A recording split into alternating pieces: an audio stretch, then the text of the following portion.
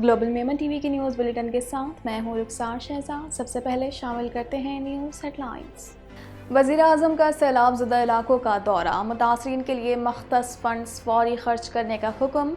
शहबाज शरीफ ने इमदादी रकम सैलाब मुतासरीन पर खर्च करने की हिदायत जारी कर दी। यौम इस्तिसाल कश्मीर 5 अगस्त के भारतीय इक़दामात के खिलाफ पाकिस्तान समेत दुनिया भर में रैलियां। इस्लामाबाद की शाहराहों पर ट्रैफिक को 1 मिनट के लिए रोका गया।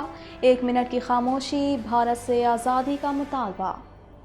नैब तरमीम, हुकूमत ने अपने गुनाह माफ़ करा लिए। जस्टिस एजाजुल एहसन के रिमार्क्स। वकील PTI ख्वाजा हारिस कहते हैं अदालत आईनी तरमीम को बुनियादी आईनी ढांचे से मुतसादिम होने पर कलअदम कर सकती है।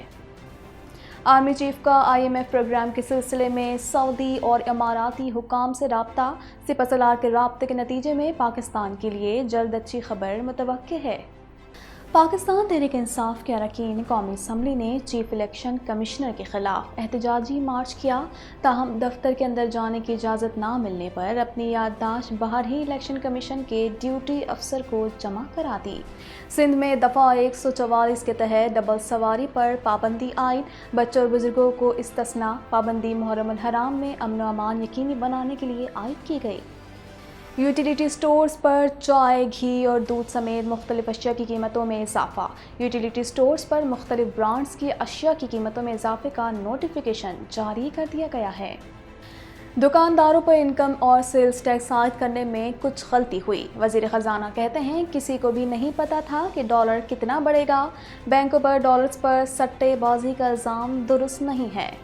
हेडलाइंस आपने जानी और अब खबरें तफसील के साथ। 1.25 करोड़ की आबादी पर मुश्तमिल कराची मेट्रोपॉलिटन सिटी में सेहत के हवाले से हस्पताल तो बहुत, लेकिन फिजियोथेरेपी सेंटर नायाब हैं। अल्हम्दुलिल्लाह हमने इस कमी को पूरा करते हुए गुलिस्तान जौहर में ज़ुबैदास फिजियोथेरेपी सेंटर का आगाज कर दिया है। पाकिस्तान भर में नुमाइंदगान का वसी नेटवर्क। हर खबर जानने के लिए देखते रहिए TNN TV। Watch Islamic Finance TV on Monday to Friday 1 p.m.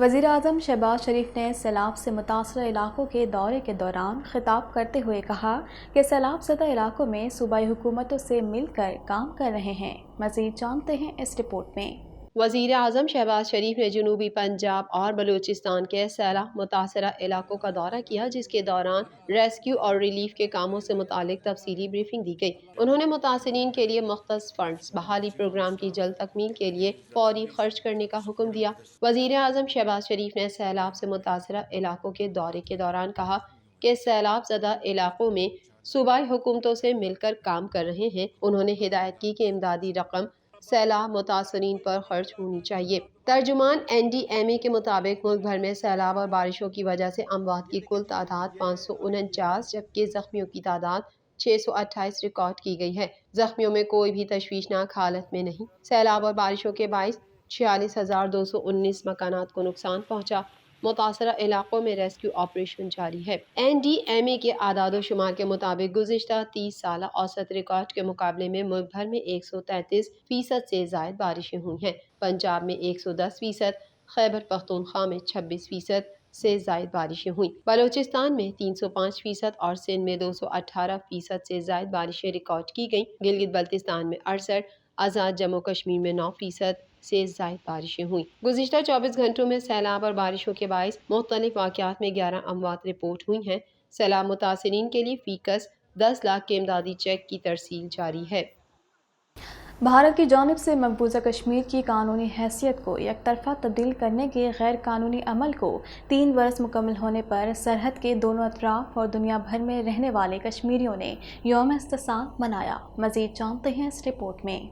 Bharat کی جانب سے مقبوضہ کشمیر کی قانونی حیثیت کو یک طرفہ تبدیل کرنے کے غیر قانونی عمل کو 3 برس مکمل ہونے پر سرحد کے دونوں اطراف اور دنیا بھر میں رہنے والے کشمیریوں نے یوم استحصال منایا۔ آزاد اور مقبوضہ جموں کشمیر میں بھارتی بربریت کو یوم سیاہ کے طور پر منایا گیا اور مکمل ہڑتال کی گئی۔ بھارت کے غیر قانونی اقدامات کے خلاف ریلیاں نکالی گئیں اور بین الاقوامی برادری سے 5 اگست 2019 کے اقدامات واپس لینے کے لیے دباؤ ڈالنے کا مطالبہ کیا گیا۔ یوم استحصال کشمیر کے حوالے سے ریلی بھی نکالی گئی جس میں وزیر دفاع خواجہ آصف، وزیر اعظم کے مشیر قمر زمان کائرہ، سیکریٹری خارجہ سہیل محمود اور وزارت خارجہ کے عملے سمیت شہریوں نے بھی شرکت کی۔ صدر مملکت ڈاکٹر عارف علوی کا اپنے پیغام میں کہنا تھا کہ ہم کشمیریوں کی حق خود ارادیت کی جدوجہد کو خراج تحسین پیش کرتے ہیں۔ وزیر اعظم شہباز شریف نے اپنے پیغام میں کہا کہ بہادر کشمیریوں کو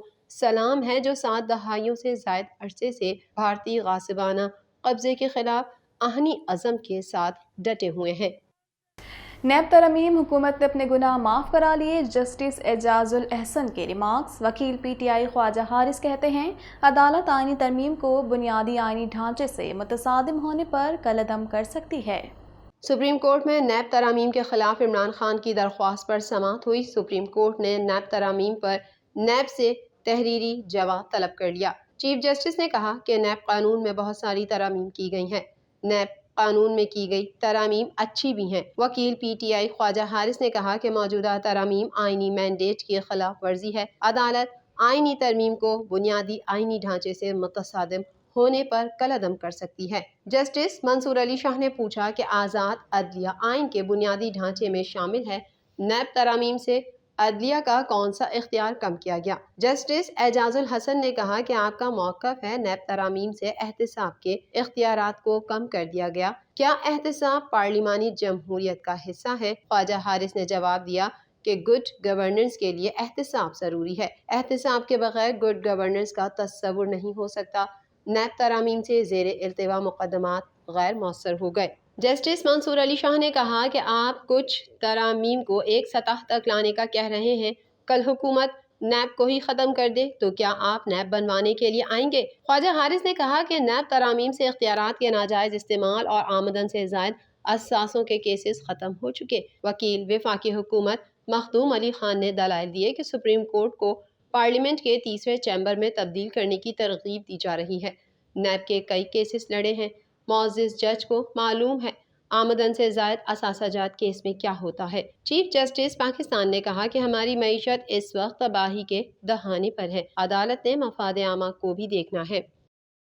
chief of army staff general Qamar Javed Bajwa نے سعودی عرب اور یو اے ای کے حکام سے گفتگو میں IMF پروگرام پر بات کی ہے۔ اس حوالے سے مزید جانتے ہیں۔